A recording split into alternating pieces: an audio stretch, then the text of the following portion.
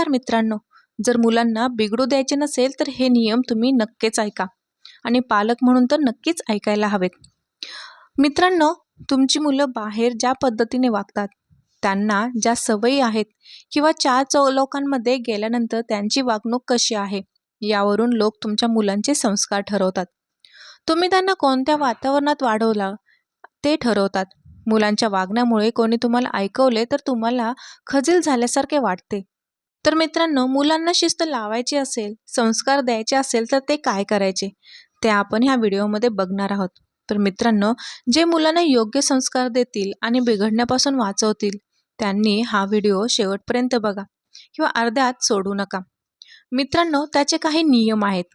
ते म्हणजे सगळ्यात महत्त्वाचा नियम आहे, मुलांना शिस्त लावण्याची, त्यांच्यावर संस्कार करण्याची योग्य वेळ म्हणजे त्यांच्या लहानपणापासूनच असते. तसे तर जन्माला येण्याच्या अगोदरपासून आपल्याकडे संस्कार देण्याची रीत आहे, ज्याला की आपण गर्भसंस्कार म्हणतो. मुलं पोटात असतानाही 9 महिने आईने चांगली पुस्तके वाचणे, चांगले विचार ऐकणे, चांगले विचार ग्रहण करणे यावर आपल्याकडे भर असतो. यालाच तर आपण गर्भसंस्कार म्हणतो. पण बरेच पालक लोक चूक करतात, असे म्हणून की अजून तर तो लहान आहे, त्याचे लाड करण्याचे दिवस आहेत असे म्हणून आपण लहान वयात त्यांचे प्रमाणापेक्षा जास्त म्हणजे अति जास्त लाड करतो. आणि मोठे झाल्यानंतर मुलांना संस्कार करायचे म्हटले, त्यांना शिस्त लावायची म्हटले तर ते हातातून निघून गेलेले असतात. त्यावेळेस ना आपल्याकडे वेळ असतो ना मुलांकडे वेळ असतो.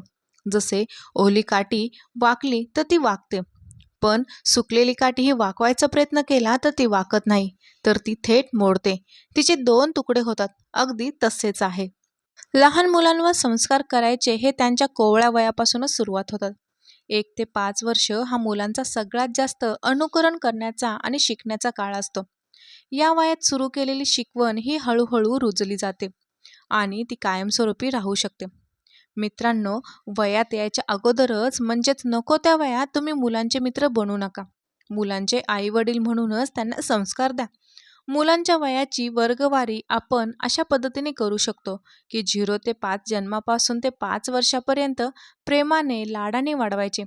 5 ते 15 पुढची 10 वर्षे शिक्षण घेत असताना कठोर शिस्तीने आणि 15 ते 25 अनुशासन आणि नियमित वाढवायला हवे. आणि 25व्या या वयात आईवडिलांनी मुलांचे मित्र व्हायला हरकत नाही. जर तुम्ही मुलांचे प्रमाणापेक्षा जास्त लाडच करत राहिलात तर मुलं बिघडतात आणि वय वर्ष 25च्या नंतर जेव्हा मुलांकडून काही चुकीच्या गोष्टी घडतात तेव्हा मुलं तुमच्या त्या गोष्टींसाठी जबाबदार धरतात की योग्य वयात आम्हाला तुम्ही थांबवले का नाही, म्हणून मुलं वाया जाण्याचा दोष, त्यांची वाया जाण्याची जबाबदारी ही मुलं पूर्णपणे तुमच्याच ढकलतात. म्हणून लाड करायच्या वयात लाड करा आणि जिथे मैत्रीपूर्ण राहायला हवे त्या वयात मैत्रीपूर्ण राहा. मुलं तुमची योग्यता पारखत असतात, तुमचे अनुकरण करत असतात आणि त्यानुसार तुमच्याशी व्यवहारही करत असतात. जर तुम्ही मुलांचे फक्त आई वडील आहात म्हणून मुलांनी तुम्हाला मान द्यायला हवा, आदर द्यायला हवं असे तुम्ही समजत असाल तर तुम्ही चुकीचे आहात. मुलांच्या काळानुसार, त्यांच्या जनरेशननुसार तुम्हाला स्वतःला काही नवीन गोष्टी शिकून घ्याव्या लागतात. मुलांनी विचारलेले प्रश्न, त्यांच्या शंकांचे निरसन जर तुम्ही करू शकले नाही तर मुलांना तुम्हाला काही येत नाही असं तुम्हाला समजतात आणि तुमचा आदर कमी व्हायला लागतो. बरेचसे पालक मुलं ऐकत नाहीत अशी तक्रार करतात. पण जर मुलं ऐकतच नाहीत म्हणून तुम्ही त्यांना शिस्त लावणे सोडून देत असाल, त्यांच्यासमोर नमतं घेत असाल तर तुम्ही चूक करत आहात. मुलांकडून आपल्या पद्धतीने काम काढून घेण्याच्या किंवा आपल्या पद्धतीने त्यांना वागायला सांगण्याच्या 4 पद्धती आहेत. सगळ्यात अगोदर हे मुलांना सांगा की तुम्हाला काय हवे आहे. नंबर 2, ते कशा पद्धतीने हवं आहे. तिसरी गोष्ट, नाही केले किंवा नाही ऐकले तर काय होईल, त्याचे परिणाम काय असतील. आणि चौथी गोष्ट म्हणजे तुम्ही स्वतः ती गोष्ट मुलांना करून दाखवा, जी तुम्हाला त्यांच्याकडून अपेक्षित आहे. या 4 पद्धतीने तुम्ही मुलांना गोष्टी शिकवत असाल तर मुलं तुमच्या शब्दाबाहेर असणार नाहीत. मुलांना आरडाओरडा, आदळआपट करून जर सांगायला गेला तर मुले रडतील, घाबरतील आणि तुमचे ऐकणारही नाहीत. या उलट वरील 4 पद्धतीने जर तुम्ही मुलांना सांगितले तर मुलं तुमचे म्हणणे नक्कीच ऐकतील. मुलांना शिक्षा करायची तर त्यांना मारू नका, ओरडू नका. त्यावेळी त्यांचे टीव्ही बघणे बंद करा, मोबाईल बंद करा. त्यांना खाण्यामध्ये मेथी, पालक जमतील तेवढ्या पालेभाज्या खायला द्या. या शिक्षेचे 4 फायदे होतील. एक तर मुलांची बॉडी डिटॉक्ट होईल, शरीराला आवश्यक असणारे सगळे घटक त्यांच्या शरीराला भेटतील. कुठलेही आडेवेडे न घेता मुलांची बुद्धी, मुलांचे डोके डिटॉक्स होईल. काय केल्यानंतर आपल्याला ही शिक्षा मिळते हे त्यांच्या लक्षात येईल. चुका कमी करतील. अशी शिक्षा केल्याने तुम्हाला पुन्हा शिक्षा करण्याची वेळ येणार नाही.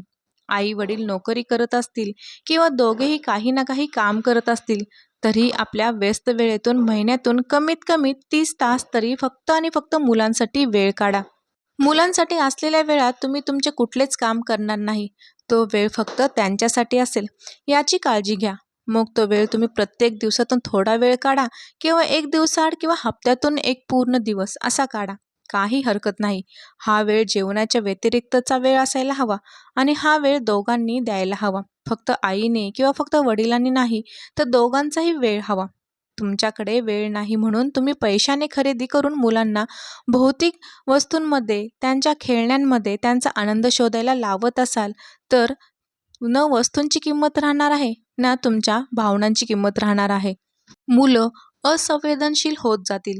जर तुम्ही त्यांच्यासोबत वेळ घालवला नाही तर तुमच्या आवडीनिवडी, तुमचे नियम, तुमची व्हॅल्यू, तुमचे संस्कार, तुमची नीतिमत्ता, तुमची गुण हे त्यांच्यापर्यंत पोहोचणारच नाही आणि पुन्हा तीच वेळ फिरून तुमच्याकडे येईल. जेव्हा मुले पैसे कमवायला लागतील ना तेव्हा ते तुम्हाला वृद्धाश्रमाचा रस्ता दाखवतील. तेव्हा त्यांच्याकडे तुम्हाला देण्यासाठी वेळच नसेल. मुलांना आपल्याकडून 5 गोष्टी हव्या असतात. आपण त्यांची काळजी करणे, त्यांचे आपल्यावर अवलंबून असणे, निस्वार्थ प्रेम, आपल्याकडून मिळणारे गायडन्स आणि 5वी महत्त्वाची गोष्ट म्हणजे स्वातंत्र्य. या सगळ्या गोष्टी त्यांना देण्यासाठी तुम्हाला त्यांच्यासोबत वेळ घालवणे जरुरी आहे. मित्रांनो, हे लक्षात ठेवा की मुलांना शिस्त लावत असताना, त्यांच्यावर संस्कार करत असताना घरातल्या मोठ्या माणसांचा म्हणजेच त्यांच्या आजी आजोबांचाही त्यामध्ये सहभाग असू द्या. काही गोष्टी पालक म्हणून आपण त्यांना नाही समजावू शकत, ते मुलं आपल्या आजी आजोबांकडून समजून घेऊ शकतात. सगळ्याच गोष्टी लाडात होत नाहीत. काही गोष्टींसाठी मुलांना रागवणे गरजेचं आहे आणि मुलांना रागवताना हे लक्षात घ्या की तुम्ही रागवलं, त्यांना शिक्षा केली तर तुम्ही लगेच त्यांना मनवायला, त्यांच्याशी गोड बोलायला जाऊ नका. तुमच्या रागाचा, तुमच्या शिस्तीचा थोडा तरी परिणाम त्यांच्यावर होऊ द्या. मुलांना कधी रागवलेच नाहीत, नुसता लाड केला तर मुलांना मेंटल प्रेशर घेण्याची क्षमता येणार नाही. बाहेरचे जग हे आपल्यापेक्षाही खूप कठोर आहे आणि ते सहन करायची ताकद त्यांच्यात आणायची असेल तर फक्त लाड करून जमणार नाही. आणि याउलट रोज ओरडून फक्त त्यांच्यावर रागवून काम होणार नाही. अशाने मुलांचा आत्मविश्वास कमी होऊ शकतो. तुमचा राग आणि तुमचा लाड यात तुमचा बॅलन्स ठेवता यायला हवे. मित्रांनो, मुलांना शिकण्यासाठी लाखो गोष्टी आहेत, पण सगळे तुम्ही एकदाच देऊ शकत नाही. यासाठी तुम्हाला साधा, सोपा आणि सरळ मार्ग म्हणजे तुम्ही त्यांना या 7 गोष्टी शिकवा. शरीर, व्यायामाचे महत्त्व, विनम्रता, प्रतिष्ठा, कला, धन, परिश्रम आणि दुनियादारी. मित्रांनो, तुम्ही मुलांना या जर गोष्टीबद्दल शिकवले तर यात बऱ्याचशा गोष्टी मुलं शिकतील आणि तुमच्याकडून आवश्यक गोष्टी सुटणारही नाहीत. आणि मुलांना हे सगळे शिकवण्यासाठी अगोदर तुम्हाला या गोष्टी आत्मसात कराव्या लागतील, कारण मुलं ते करत नाहीत जे तुम्ही त्यांना सांगता, मुलं ते करतात जे तुम्ही करत असतात. म्हणून मुलांना जे काही शिकवायचं आहे ते स्वतःमध्ये आणा. मुलं तुमच्याकडे बघून आपोआप शिकतील.